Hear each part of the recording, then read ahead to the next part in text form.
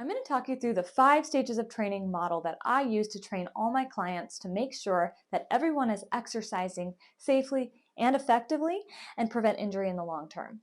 When we first start working together, we will likely be working in the stability endurance phase.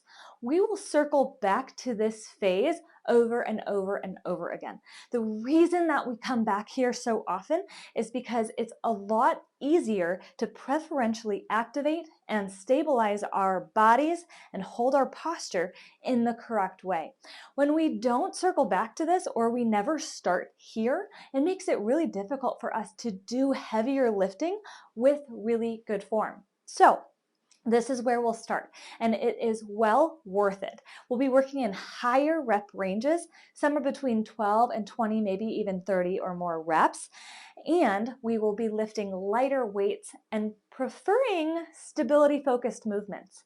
Stability-focused movements will mean something different depending on your athleticism and experience in the gym.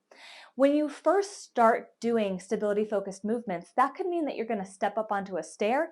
It could mean that you're going to step up on a wobble ball. It could mean that you're going to do a single leg box jump. It could mean that you're going to do a number of other things, like maybe even a single arm push-up, depending on your level of athleticism and experience.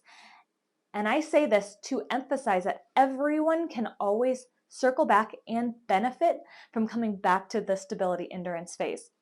The reason we want to continually come back here is because when we're doing heavy lifts, it is really easy to forget our form.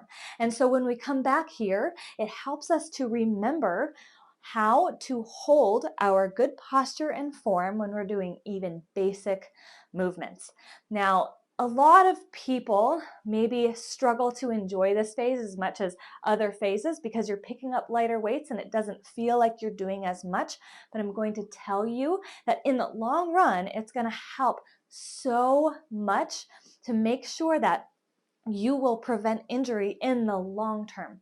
We have a lot of different muscles in the human body, so it is very important that we're not only preferentially activating our really big prime mover muscles, but also activating those little muscles underneath our prime mover muscles that help to stabilize our joints and hold them in place.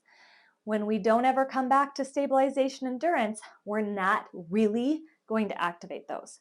Now, this is an extremely practical phase. You will be working in the stability endurance phase for anywhere between 4 and 6, maybe 8 weeks. This will depend on your compliance rate because we want to make sure that we're establishing adequate stabilization before we move on to the next phase. Now, when you're in this phase, you can go ahead and pick up heavier weights as you start to get stronger. You will notice a little bit of strength development, a little bit of endurance development, and definitely stability development.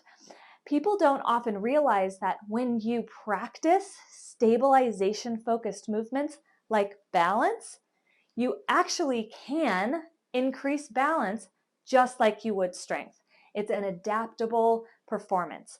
So we are going to start here in the stabilization endurance phase, build that good form, focus on that good posture, ear, shoulder, hip, knee, ankle, and hip, knee, and ankle alignment from the front during all of our movements, watching ourselves carefully and making sure that we are watching that form the whole time, and check in with me if you are having trouble holding form in a given exercise. That may indicate that you have an area that needs to be either loosened or strengthened. So the more communication I have with you, the better I can help you and the more successful you will be in this phase of training.